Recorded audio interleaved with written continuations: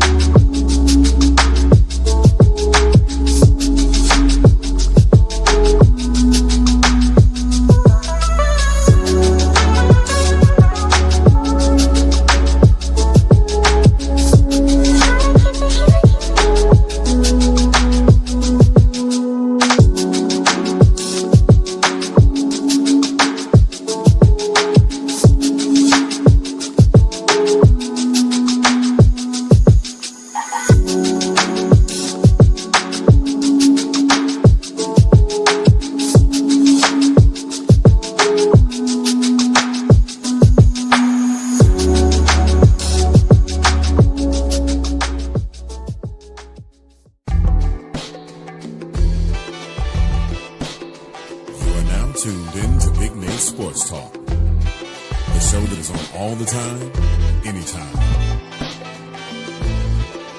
And now, ladies and gentlemen, your host, Nathan Snell.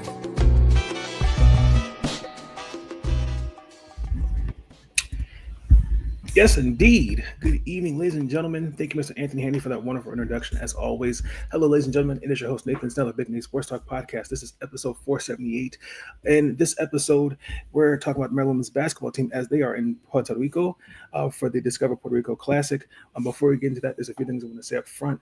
I'll be talking about the Baltimore Ravens in a different episode, which is 479, painfully. Maryland football. We have to talk about that as well. I don't know. I'm at my wits' end with that one as well. The men basketball, they played last night. They got whooped by Gonzaga. I think it was like by 39 points, something like that. That was something. And then what else happened? Oh, the Commanders were on a bye week, obviously, so they're getting ready for this week. Jaden Daniels, my understanding, is actually started practicing this week. And then, obviously, I told you I was going to do something about the Baltimore Orioles. I wanted to talk about that. The WNBA had their draft lottery this past Sunday, so I'm going to officially start my mock draft. Be on the lookout for a video sometime post-Thanksgiving, so sometime this weekend I'll start working on that. But other than that, please continue to like, comment, and subscribe for all future content on the podcast. Thank you for so much for the support you've given me and this channel. This has been so far a great season so far, what I'm liking from the Maryland's basketball team. This past Sunday, I was at the game covering them as they played the George Mason Patriots. That was a great game. But last time you saw me, we got right into the matchup as we're playing Princeton, in which they won that game. We did lose Leah Bartarmi for the season as she tore her ACL. So since then, a couple things. We've seen some bright points from the team. In that game against Princeton, the bench was trimmed. And in fairness, again, when you look at Princeton, they are an experienced team, and I could see the logic on why that happened, and it makes sense. But I mean, each team you're going to see a different outcome and a different logic going into the game.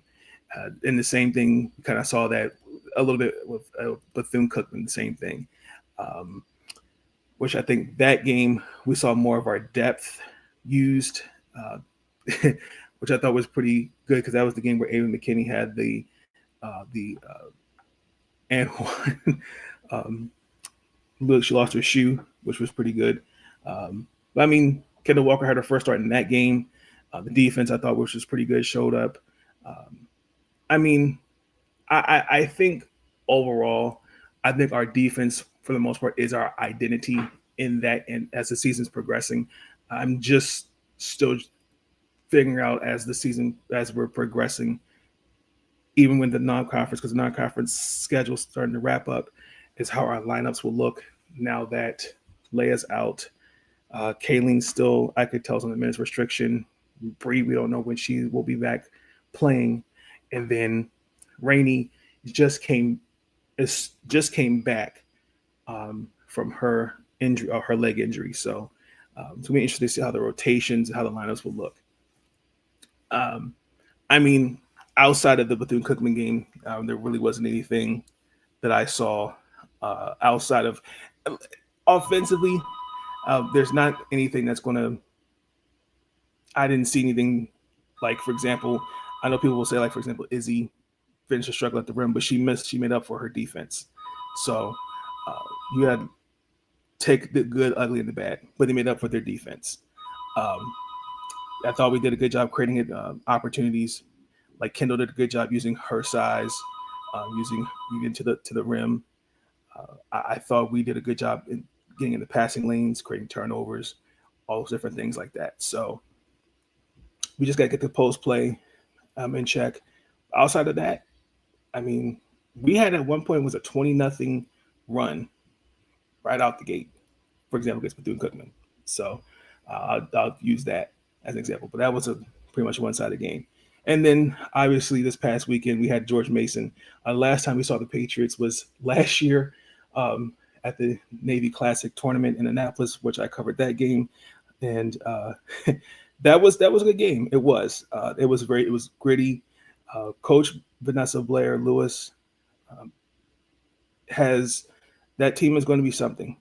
She led them to their first Atlantic 10 and their first NCAA tournament appearance last year. I believe they won 27 games last year, if I remember correctly.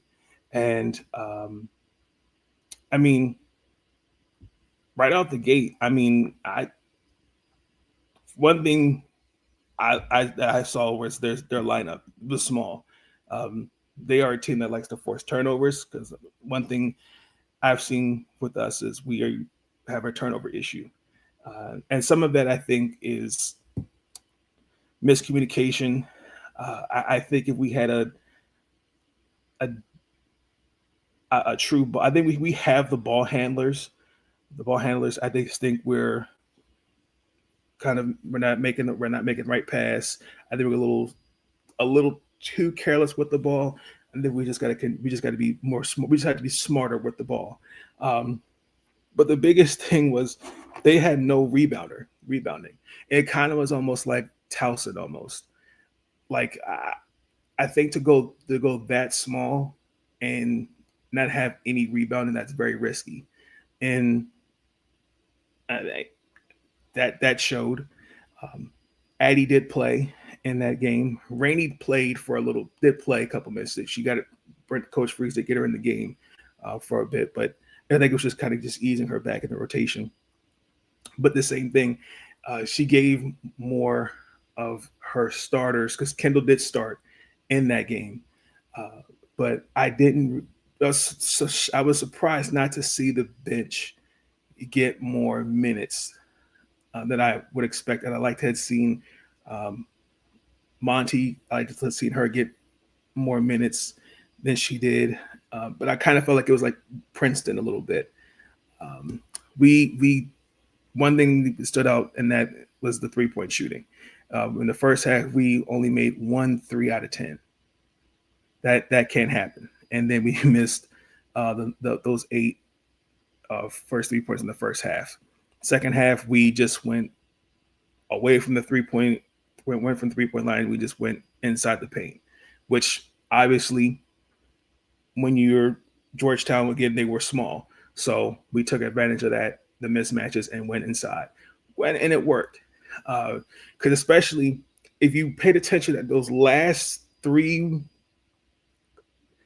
defensive possessions late in the second quarter going into halftime, those last 3 possessions defensively set the tone for the Terrapins going into halftime, in my opinion. Because after that, going to halftime, it was smooth sailing from there. It was the third quarter. We were 14 of 23 from the field. I thought Alucci and especially Jordan and even Addie, those 3 really kind of just set the tone for us as an offense. And even Saylor did a good job, especially as a playmaker. I thought making an extra pass. Kendall, I know the stats won't show it, but those 5 free throws, especially the 3 to make it a 2-point game before going into halftime, because she got fouled for 3 free throw shots as an example, and then Saylor tying it up at halftime for the buzzer beater going into halftime. So I think we have the 3-point shooters. We're capable of that, but Coach Freeze said it after. I can't remember what game she said it afterwards. It's not going. It's not going to go in every night. So I mean, we finished 2 of 17. But we adjusted by scoring 48 points in the paint. So I'd rather have 48 points in the paint versus, if I had just missed 20 to 17 threes, because hypothetically, if I just stood back there all night and just continued to shot threes, I think the results would have showed something different. I will say for the most part, in both teams, the stats will show this. If you paid attention to the first half stats, George Mason made one more shot than Maryland did. The only thing that made a difference was George Mason had made was a 3-point shots. That was the only difference. But the turnovers was the biggest key that stood out to me. I thought that was very, very that was telling. For example, we use that to our advantage. We turned the ball over 13 times. And some of it, again, was give George Mason credit. I thought they were good with the passing lanes. We were looking just all out of sorts. I thought we were. I can't really find the word to describe it. I don't know if it was fatigue. I really just think we just weren't there. And I think those first 20 minutes, again, I think it's just an example of a tale of two halves. Halftime, second half, that's when it really kind of made everything kind of flipped. So, because then George Mason, it looked totally different for them. So, I give us credit on that. And again, in rebounding. So, we had 18 offensive rebounds compared to their 5. So, we had 11 second chance points. Like those things matter. Mira McLean had 8.6 rebounds. It didn't feel like 8 points. She felt more like 12 points. In her, minutes where compared, for example, she was limited against Princeton. She only played, I think it was like less than, I think it was a minute. But in the role that she had in Sunday's win, her energy, she had an and one. But those minutes were valuable for Mir, especially. Jordan, especially on the defensive, on the glass, was valuable. Izzy Mamadou, she had a couple blocks, and I thought she was valuable on the defensive boards. Like what I'm seeing so far is that each individual on this team has a value, no matter offensively or defensively. And I mean, the stats won't show that, but on film it does. So like I see where I can see where we are clicking on all cylinders. We just got to still continue to clean some things up. But I see the vision as we go forward. Now, when you look forward as we play Kentucky, which is in a couple minutes, this is, most people will say, our truest biggest test because we are now ranked 7th. Kentucky's now 16th. They're also 7-0.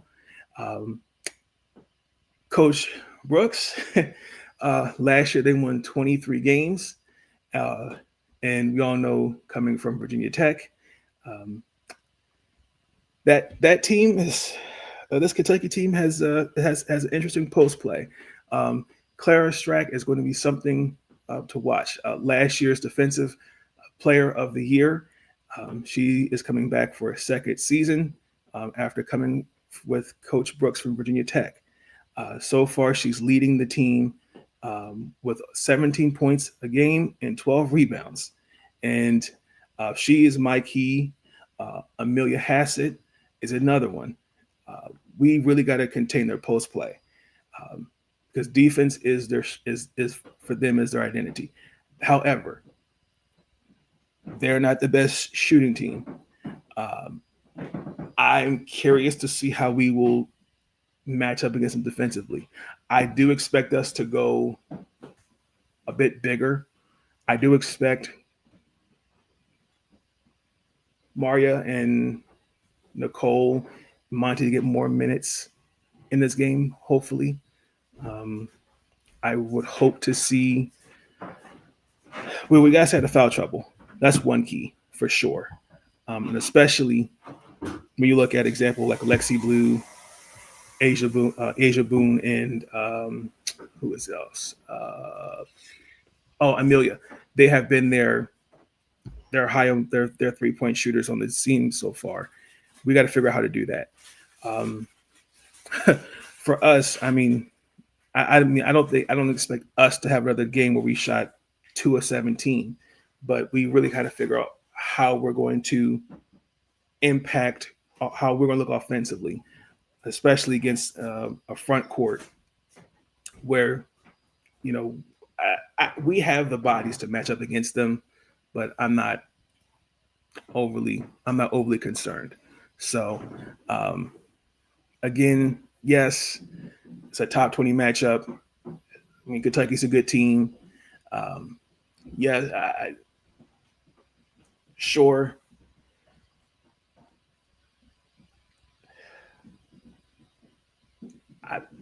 I've seen Princeton, I think, kind of gave us a fight. George Mason gave us a fight.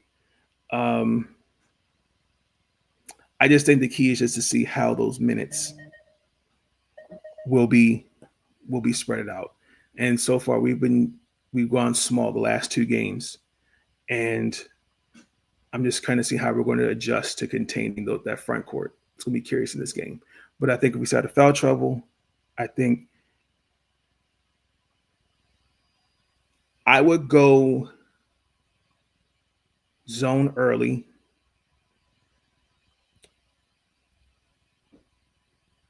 I would still maintain the same starting 5 that you had Sunday, but not as small as you did. That's just my preference.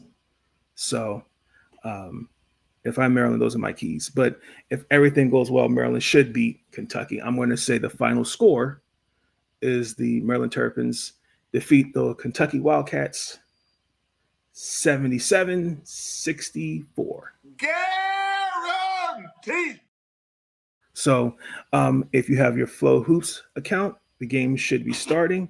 But until then, you can follow me on Twitter, as I'll be live tweeting the game for Team MBS Media, and you'll see a recap of the game as well. So until, ladies and gentlemen, please stay safe and go Terrapins. Peace. Stay out.